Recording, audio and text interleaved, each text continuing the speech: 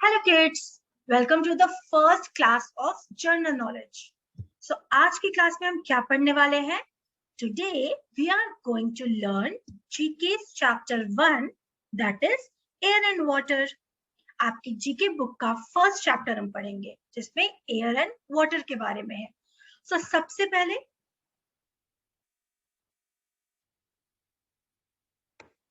हम जान लेते हैं कि एयर एंड वाटर क्या होता है. Let's start with air. Air क्या होता है? एयर होता है हवा जो हमारे आसपास हमेशा रहता है. अगर हम डेफिनेशन की बात करें तो air is a mixture of gases surrounding the earth. हमारा प्लैनेट अर्थ को जो गैसेस आसपास से घेरे रहती हैं उनको ही कहते हैं एयर. एयर बहुत सी गैसेस का मिक्सचर होता है. We cannot see air, but we can feel it when it moves. आपने क्या कभी हवा को देखा है? जी नहीं, हम हवा को देख नहीं सकते, बट हम हवा को फील कर सकते हैं, अपनी बॉडी पे महसूस कर सकते हैं जब भी हवा चलती है. अच्छा दीदी, वो हम कैसे कर सकते हैं? तो वो हम ऐसे कर सकते हैं कि चलो एक छोटी सी एक्टिविटी भी आप करके इसको देख सकते हो. Take a piece of paper और उसको फोल्ड करके आप ऐसा फैन जैसे बना लो. हम इस फैन को बनाते हैं ना कभी कभी जब हमें बहुत गर्मी होता है. सो इस पेपर को फोल्ड करो और एक ऐसे फैन जैसा बना लो एंड देन इस फैन को अपने फेस पे के पास मूव करो तो आपको हवा फील होगा. इस फैन के थ्रू आपको जब भी हवा चलेगी तो you can feel that air on your body और फेस. इससे हमें ये पता चल जाएगा कि एयर भले ही दिखाई नहीं देती बट हम उसको महसूस कर सकते हैं. कहाँ एयर हम ज्यादा यूज करते हैं? We need clean and fresh air to breathe. हमें सांस लेने के लिए स्वच्छ और फ्रेश एयर की बहुत जरूरत होती है. अगर हवा नहीं होगी, एयर नहीं होगी तो हमें सांस लेने में बहुत डिफिकल्टी होगी. एक बार अपनी नाक पे हाथ रख के उसको बंद करके देखो और मुंह को भी बंद करके देखो, हमें बहुत सफोकेशन होगा. इसीलिए एयर बहुत इंपॉर्टेंट है सांस लेने के लिए और हमें जीवित रखने के लिए. Fish living in water take the air present in the water through their gills. अब हम लोग तो जमीन पे रहते हैं, हम तो हवा को कहीं से भी ले सकते हैं. पानी के अंदर भी हवा होती है क्या?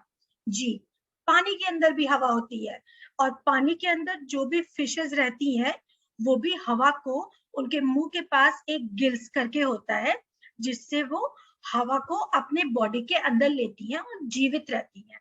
ये देखो ये फिश है, फिश के इस एरिया को गिल बोलती हैं.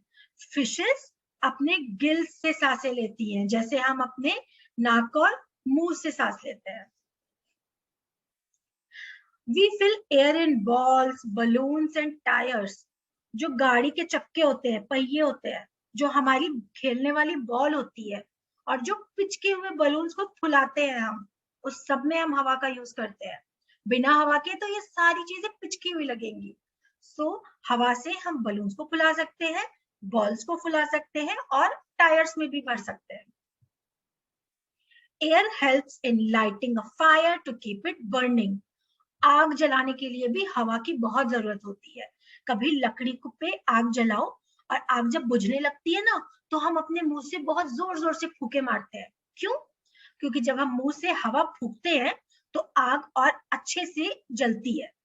सो आग को जलाने के लिए भी हवा की जरूरत पड़ती है, which is really important. Air pollution. अब एयर है तो हमारे अर्थ पे ह्यूमन मेड बहुत सारे पॉल्यूशन भी है. आइए उनको समझ लेते हैं. Air becomes polluted due to the smoke from factories, vehicles, burning etcetera. हमारे आसपास की जो एयर है ना वो पॉल्यूटेड हो जाती है, दूषित हो जाती है. कैसे? जो फैक्ट्रीज में से धुआं निकलता है, गाड़ियों में से धुआं निकलता है, ज्यादा चीजों को जलाने से जो धुआं निकलता है वो धुआं जाके हवा में मिलता है और हवा को दूषित कर देता है, गंदा कर देता है. The smoke makes the air harmful for us, और वो धुआं हवा को पॉल्यूटेड तो करता ही है, लेकिन साथ में वो बहुत हार्मफुल भी होता है। उसको अगर हम सांस लेते हैं तो हमें सांस की तकलीफ होती है।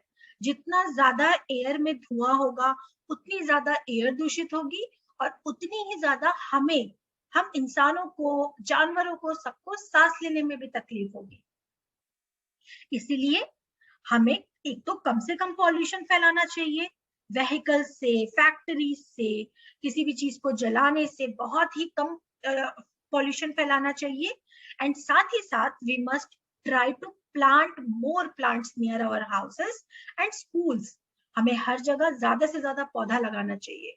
जो प्लांट्स होते हैं वो एयर को के सारे पॉल्यूशन को अपने पास ले लेते हैं और एयर को प्योरीफाई भी करते हैं, एयर को साफ करते हैं। जितना ज्यादा हम प्लांट लगाएंगे उतना ज्यादा हम एयर पॉल्यूशन को अपने अर्थ से दूर रख सकते हैं। Next is water. Let's learn about water. Major part of our earth is covered with water. हमारा ये जो अर्थ है ना, प्लेनेट अर्थ, इसका सबसे ज्यादा पार्ट वाटर से ही भरा हुआ है। ये जो आप देख रहे हो ये प्लेनेट अर्थ है। इसमें देखो ये जो ब्लू ब्लू सारा पार्ट है ना, ये ब्लू क्या दिखाता है? ये ब्लू दिखाता है कि ये जगह पे बस पानी है, ये सब पानी है। और इसीलिए earth is also called as blue planet. Earth को ब्लू प्लैनेट इसीलिए कहते हैं क्योंकि अर्थ पे बहुत ज्यादा पानी है। Okay, plants, animals and human beings need water to live. देखो, पानी हम सबके लिए बहुत ही जरूरी है, चाहे वो इंसान हो, जानवर हो या पौधे हो। अगर हम में से किसी को भी पानी नहीं मिलेगा तो हम कमजोर हो जाते हैं। हम इंसान भी, जानवर भी और पौधे भी। तो पानी हम सबकी बॉडी के लिए बहुत ही जरूरी होता है। बट ये पानी आता कहाँ से है, कभी सोचा है आपने?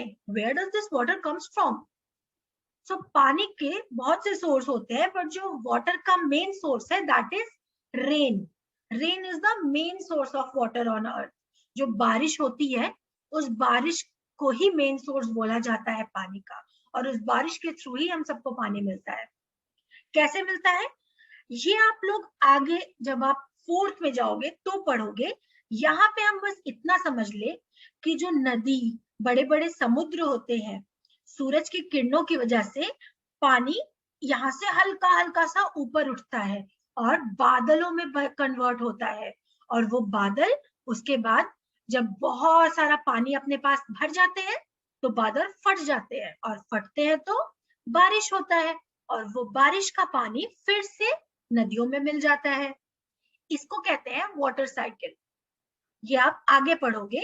अभी के लिए हमें बस इतना समझना है कि नदियों से बादल बनते हैं, बादल से पानी बनता है, और पानी से ही बारिश होती है। और ये प्रोसेस हमेशा चलता रहता है, जिससे हमें आगे अपने घरों में, नल में, कुएं में भी पानी मिलता है।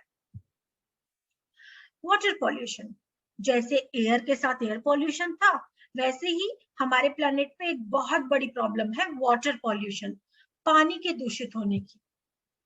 When the water is impure or dirty, then we say that water is polluted.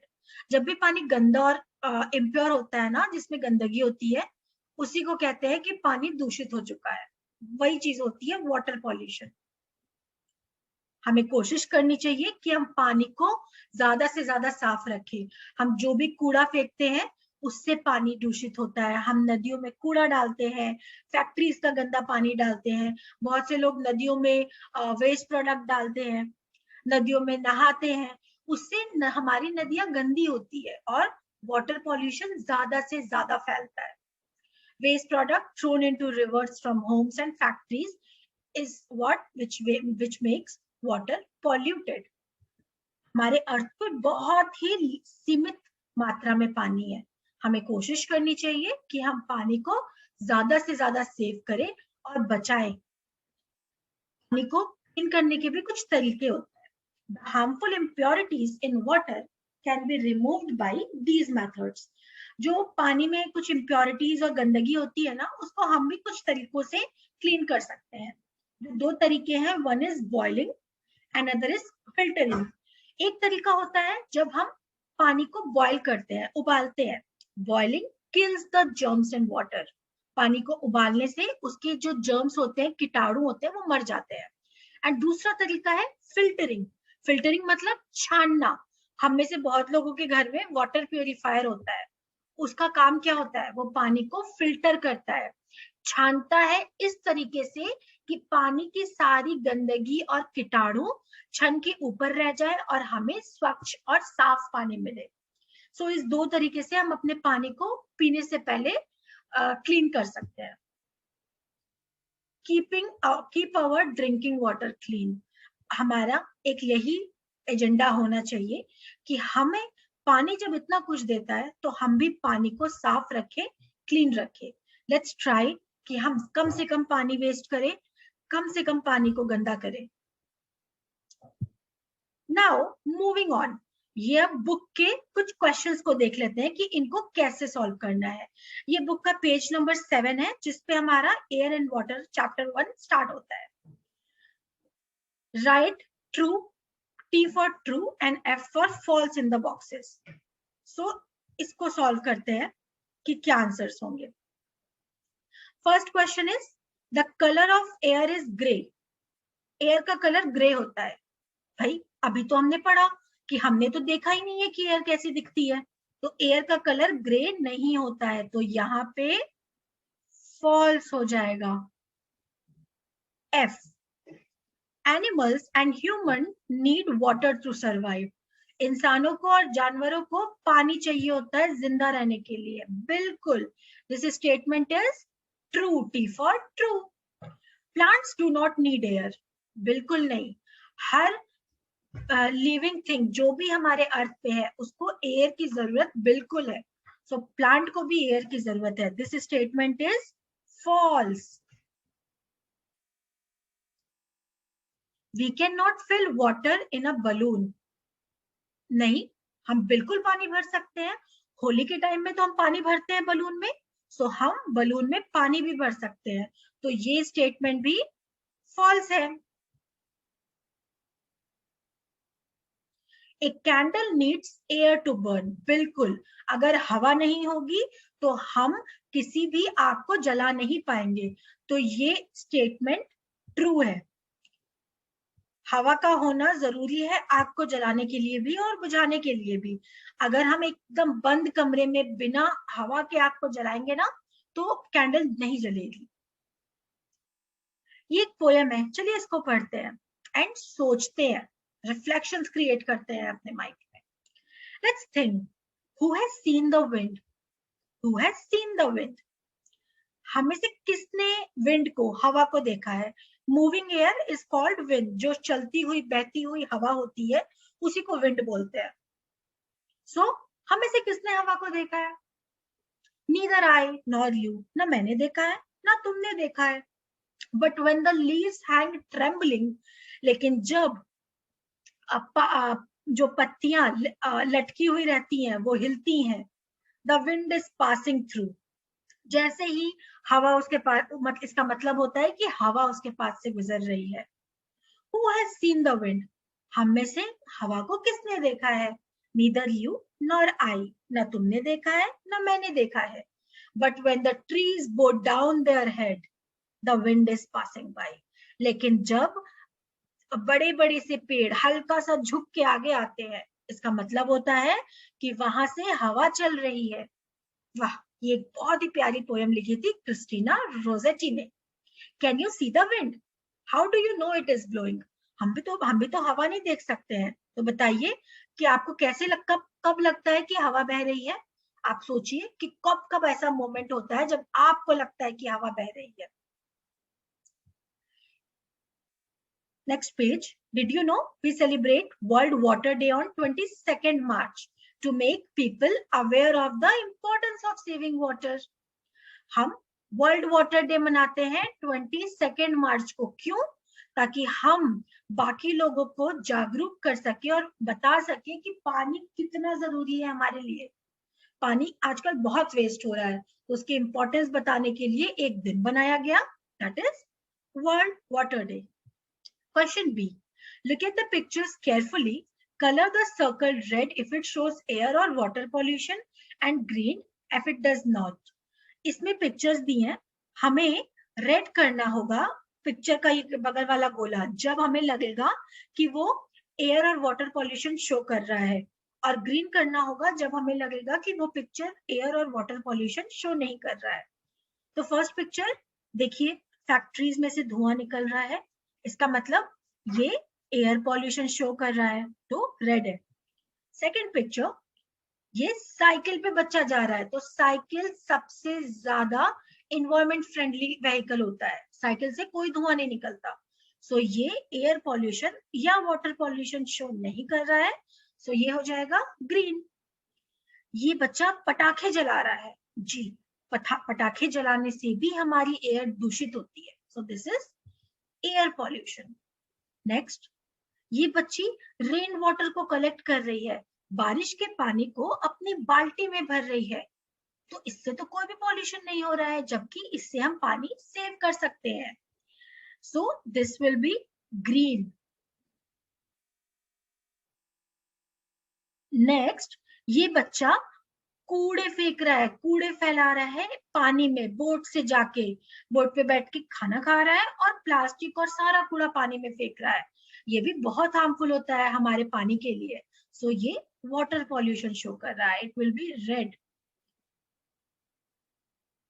CNG bus, CNG bus green colour की होती है, ये बस कम से कम पॉल्यूशन फैलाने की कोशिश करती है, इस बस को यूज करके ना हम पॉल्यूशन को काफी हद तक कम कर लेते हैं, तो ये हो गया green. Train your brain, how many words can you make using the word air? Air को वर्ड करके हम कौन कौन से, एयर को यूज करके हम कौन कौन से वर्ड्स बना सकते हैं? पेयर, चेयर, लेयर, हेयर, इस तरह के। इससे ज्यादा आप बाकी के वर्ड्स खुद से ट्राई करिएगा और यहाँ जो ब्लैंक है उसमें लिखेगा। Moving on to next page.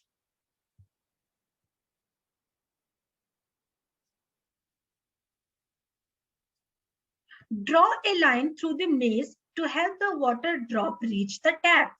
Fill in the blocks with vowels to identify the place it goes through. ये हमें इस ड्रॉप को, ये बारिश की एक बूंद है, इस बूंद को हमें इस टैप तक पहुंचाना है, इस नल तक पहुंचाना है, ताकि ये पानी हमारे घरों में हमको मिल सके। तो हम कौन सा रास्ता फॉलो करेंगे, चलो देखते हैं। ये पानी यहाँ से चलेगा और इस रास्ते से होता हुआ it will come to the tap. ये एक रूट है, आप लोग भी इसको ट्राई करना और देखना कि आपको कोई और रूट मिल रहा है। साथ ही में इसने जो जो रूट फॉलो किए उस रूट को एक ब्लॉक दिया हुआ है, हमें बताना है कि वो क्या चीज है, ओके? और फिल करना है यहाँ ब्लॉक्स में जो ब्लैंक ब्लॉक्स दिए हुए हैं। सो ये फर्स्ट ब्लॉक इज क्या है, ये पानी यहीं से शुरू होता है, ये रेन है, तो ब्लॉक में लिखेंगे RAIN। पानी का जो मेन सोर्स होता है वो रेन से शुरू होता है। सेकंड, बारिश का पानी कहाँ जाता है? सबसे पहले डैम्स में जाता है, रिवर्स में मिलने के लिए डैम्स में जाता है, सो DAM, ये हो जाएगा 2 नंबर डैम। अब डैम के बाद हमारे घर में डायरेक्ट तो नहीं आता है, तो कहाँ जाता है? डैम्स अंडरग्राउंड फिल्टर्स होते हैं, इसको बोलते हैं फिल्टर्स। तो हमारे शहरों में भी पानी के जमीन के अंदर ऐसी छन्नियां लगी होती हैं जिसको फिल्टर बोलते हैं, जैसे हमारे वाटर प्यूरिफायर में होती है। ये बारिश के पानी को थोड़ा साफ करता है, फिल्टर करता है। उसके बाद ये पानी कहाँ आता है? फिल्टर से पानी आता है हमारे टंकियों में, टंकियों में आता है। हर बिल्डिंग के पास बड़ी बड़ी सी पानी की मिट्टी की टंकी होती है, आपके स्कूल के पास भी एक बड़ी सी पानी टंकी है। क्या नाम है उस पानी की टंकी का? सोचिएगा और यहाँ पे बगल में जरूर लिखिएगा। सो ये फिल्टर होके पानी हमारी टंकियों में आता है, this is TANK, tank. And टंकियों से पानी पाइप में जाता है, हमारे घरों के जो पाइप होते हैं PIPE, पाइप्स में जाता है, और पाइप के बाद हमारे घर के नलों में आ जाता है। So these are the proper steps, वो पानी बारिश से हमारे घर के नल में कैसे आता है। Okay, next and last question, identify these water sports, pick your answer from the help box. ये पानी के स्पोर्ट्स है, नदियों में, समुद्रों में, ये सारे स्पोर्ट्स हम कर सकते हैं। हमें हेल्प बॉक्स में से पिक करना है कि कौन सी पिक्चर कौन से स्पोर्ट्स की है। सो ये जो फर्स्ट वाला है, बीच पे हम एक सर्फ यूज करके सर्फिंग करते हैं, तो फर्स्ट वाला इज SURFING,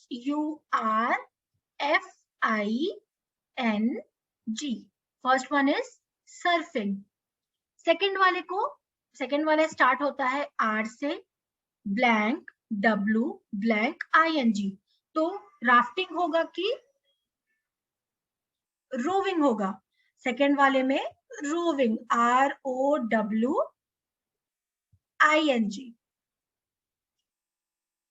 एंड थर्ड वाला लास्ट बच गया, दैट इज राफ्टिंग। जब हम एक बड़ी सी टायर जैसी बोट पे बैठते हैं, इस बोट के अंदर ना हवा भरी होती है और बहुत लोग बैठ के पानी की लहरों में एंजॉय करते हैं, चलते हैं, घूमते हैं, दैट इज राफ्टिंग, RAFTING। तो इस तरह हमें इस हेल्प बॉक्स की हेल्प लेके तीनों ब्लैंक्स को फिल कर लेना है। That's it for chapter 1. I hope आपको एयर एंड वाटर चैप्टर अच्छे से समझ में आया होगा। मेक श्योर कि आप बुक के इन तीनों पेजेस को कंप्लीट करें और लर्न भी करें। I'll see you in next video. Thank you very much. Bye bye.